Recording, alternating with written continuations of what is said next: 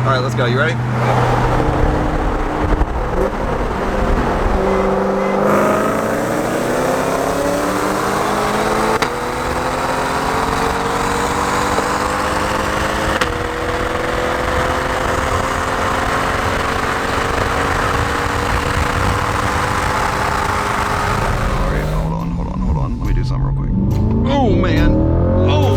This was the worst decision I've ever made. He was like, why? I was like, because now I'm gonna go start looking at prices for one.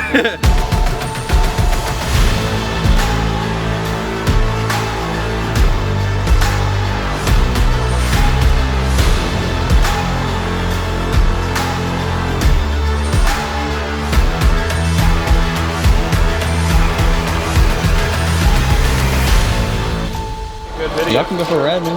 Huh? Y'all can go for a ride if you want. What? Yeah, go ahead. Bullshit. Oh, you're good, man. Go ahead. I ain't gonna say no. This is probably the only opportunity that I've. You're good, man. I want to look at the key fob a little bit first. It's got remote start, front trunk pop, rear trunk pop, alarm, lock, unlock. It's a really nice key too. This is crazy. Are you sure? Yeah, man, go for it. Oh man, no way. Oh my lord. Oh, the orange seat belts too. Oh man, what? Are you kidding me? Guys, if you are not subscribed to his channel, do so right now, please. This man is making me the happiest person on earth right now. We just got back from racing the GT500 versus the C8 Corvette. If you have not seen that video, by the way, you can click above right now and go check it out. He decided that he was gonna let me drive it. So we're in the cockpit of the car right now. This is the first drive that I've ever done in anything like this. I haven't even seen one in person until just now. I'm sorry if I look goofy with the GoPro on my head, by the way, but I guess let's try and figure it out. I've got no knowledge really on this car. I've got no anything. This is like you watching this right now, getting placed in one of these cars, and I'm gonna walk you through everything that I recognize and notice about the car. The first thing that's really interesting is really the layout of the interior here. If you notice, there's carbon fiber practically everywhere. This nice, super nice Bose audio. It's got Apple CarPlay, as you guys see. It's not hooked up, so it's not gonna work, but it is pretty neat. Back here also, check that out. There's a wireless charger. We've got another speaker up here. It even shows the VIN right here. It's a nice little GoPro holder. Something that I will say that they could improve, I don't know if they have done this maybe in other models, but this used to be like in the older Corvettes, you could get this with a glass, like a see-through clear. That was really neat whenever they used to do that. I don't know if they still do or not, but that would be pretty cool if they did. Also, the rear view mirror, check this out. The rear view mirror is actually a camera. These lights are molded into the headliner itself, which is another thing that's really cool to me. It looks like Chevy really did their stuff with this car. Also, the next thing that is immediately able to notice is this steering wheel is not round like most vehicles. If you notice, it's got a flat portion on the bottom and also on the top, and the reason for that is clearance either getting into the car or out of the car if you want that, but the real reason is because of the track focus of the car. Most track cars have steering wheel shaped very similar to this. It really just makes it feel like you are in a jet, like you are flying a fighter jet. It's insane. Nice paddles. They turn with the steering wheel, so they're not stationary on the column itself. Here is the mode thing. So I saw this does not actually flip up like I thought it would, and I'm sure a lot of people watching this may think that would flip up also, but it doesn't. Instead, it's a knob inside of there, and you can put it in whatever mode that you want it to be in. Everything changes depending on what mode that you're in. So now we've got this economy, we've got stuff about gas mileage, we've got our tire pressure. If we flip it one more time to sport, you'll notice things change up a little bit. You've got a little bit different cluster there. You've got a little bit different gauges shown right here, G-force instead of the economy, oil temperature. And then if you continue going over, you've got track mode. Track mode is really cool because it shows you all of the vitals. It shows you oil pressure. You go over, you've got a performance timer for 0 to 60, and it automatically starts for you. It just says accelerate to start. Simplify. Let's click it. Oh, no way. You can click simplify and it just makes it, yeah, it makes it. Oh, no way. Dude, literally everything goes away except for just the vital information. Your gear that you're in, your mile per hour. You've got even cruise control, which is kind of funny. Wow. Okay, I just shook even for I was about to say the whole car shakes and the throttle response is like instant. You touch it and it's oh dude, yeah, I really want one of these. This is horrible. There's a button here to lift the front axle. Like I said, it takes, well, not front axle, but the front end of the car, and it takes literally seconds. You look right here, this is for the, I don't know which is for which, but one of them's for passenger, one of them's for driver. Oh, there's little arrows. Okay, so your side is set to 73. This is the driver's side controls, and I'm assuming it's so that way you've got ease of access because it's hard to get back here as the driver. So something that's interesting though is if you look in the car, you would never notice that there is AC vents in here. Just upon looking at it for the first time, you would never know, except for there are these very, very slender, tiny little vents here, and they've got these little adjustment knobs on them, and it's a really interesting car, to be honest. Even looking up here, like there is a hidden speaker under here. This whole entire channel, I'm not even sure what this is used for, but it's interesting that they designed this into it instead of just making this flat, and they incorporated some nice speakers in there, and up there I can notice there's some more. And look at that. I don't know why, but that is interesting. Everything on the inside of the car is just like strange. It's like they did a bunch of random different designing all over the inside of the car, and it came together really nice. I think that's enough talking about the interior of the car. There's a lot to talk about, but let's just go ahead and figure out how to get this thing in reverse. I've got no clue, but I'm gonna guess it looks like you pull it. Yep. Awesome. Oh, the mirrors go down. As soon as you put it into reverse, check this out. The mirrors literally go down. That way you can see what is down there behind you. Let's give this thing a go. I feel so weird driving his car and he's not even in here. I've never done this before. I know Doug DeMiro does this all the time, but I'm not Doug DeMiro.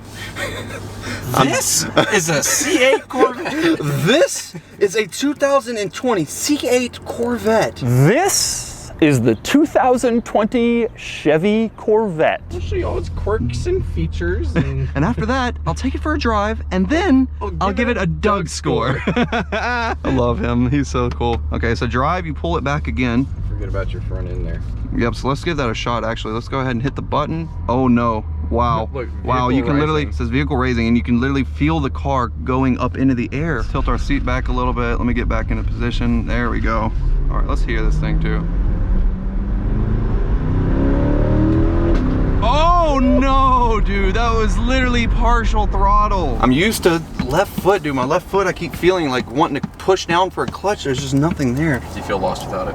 I do, honestly. It feels really weird not having a clutch. Like, it's hard to explain, but after driving with a clutch every day for so long, it's just weird to not have it.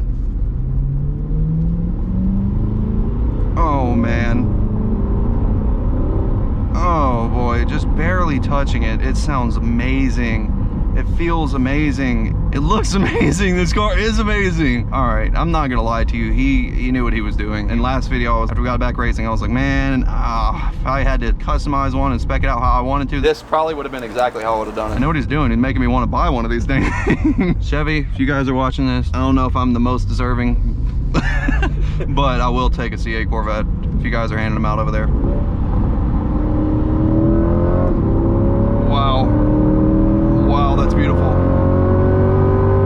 Oh, no way, dude. That is sick. All right. Smooth. That was very, very smooth. You have no idea what I would do if I had one of these. Things would be so different. I would not be just the people that are out there just driving these cars. I would be beating this thing up. That's probably why nobody wants me to have one, honestly.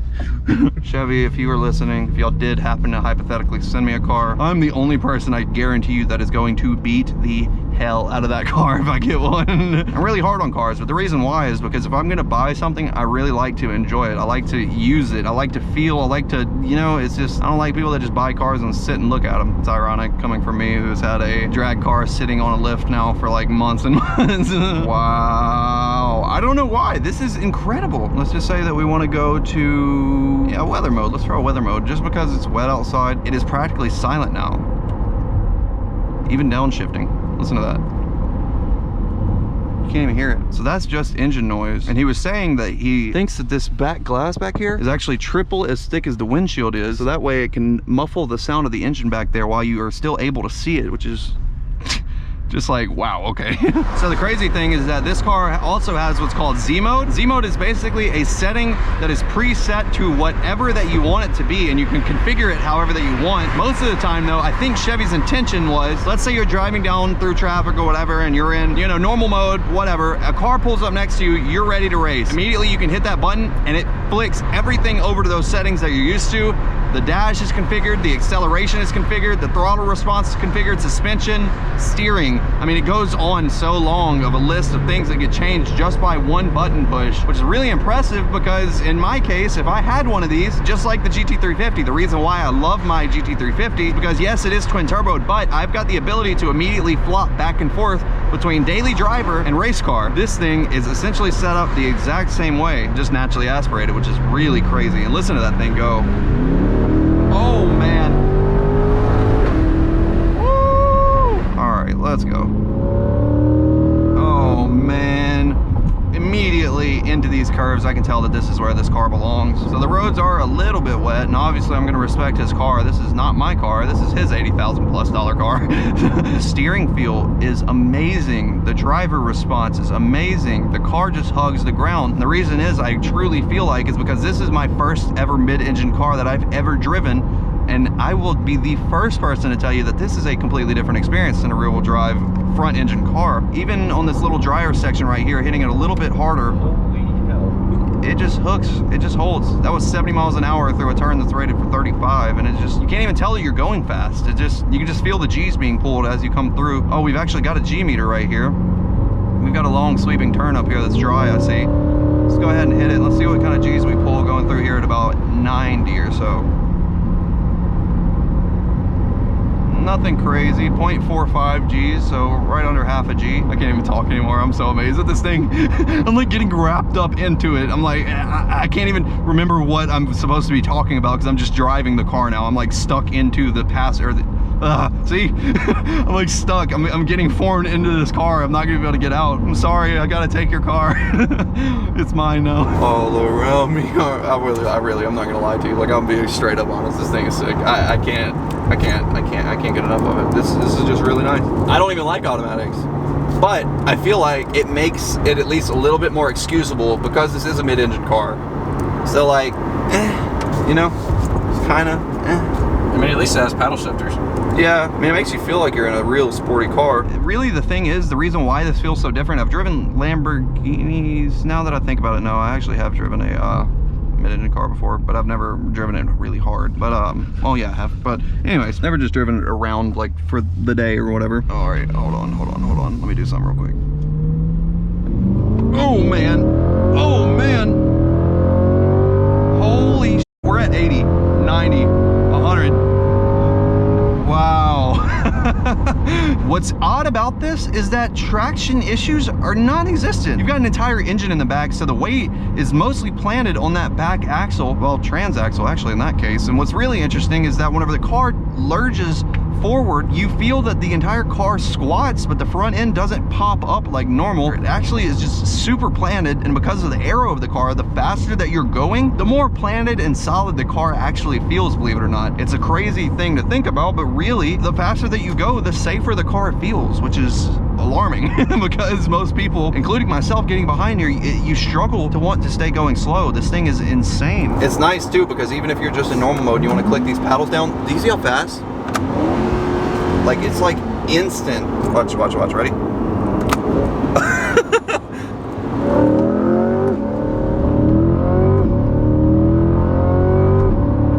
Oh, this is so, oh dude, I'm about to get, oh, I can't even do it. I can't, I gotta get out of this thing. I gotta take this back right now. I'm gonna spend 100 grand on a Corvette, I swear. How do you wait? Oh, that's so bad. This is honestly, I'm not even gonna lie to you. This is by far the nicest American-made car that I've personally ever been in. And the craziest part about it is that these cars start out at just above $50,000, I believe. You cannot get that performance, this look, this quality from any other brand for that price. It's just insane, dude. This is obviously a little bit nice, well, a bit nicer of a car than the base model C8s, being that it is a Z51 and also the 2LT. It's got all the carbon fiber, it's got all the trim add-ons, it's got the Bose system, it's got everything. But no, I mean, realistically, this is probably one of the nicest vehicles that I've ever had the opportunity to drive, and it's made by Chevrolet, which is, it just doesn't even make sense to me. Before I do get out of here though, I do want to take some pictures. Oh yeah, those are sick. By the way, guys, if you want to go check out my Instagram, you can go follow me at It's Just a Six. Post a lot of stuff on there a few days beforehand. The reason why is because it takes our guys a few days to get the videos edited and get them out. Obviously, I mean, you can't have it out next day or anything, but I normally will keep up-to-date posts on Instagram.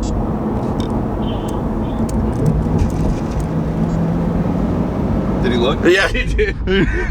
What if we showed up back to the shop and we just had a cop behind us and they came outside and they were like, what the hell? I like how it's got an I can't talk, economy trend right there. So it shows like a graph of the mile per hour, or mile per gallon, sorry. And it's literally, yeah, I was gonna say, it's literally like, it's like a heartbeat monitor. It's just up and down, up and down, up and down. Let's make it go down one more last time before we go in. Oh man, I can't. I love this car. There's no way that that's for the tires, right?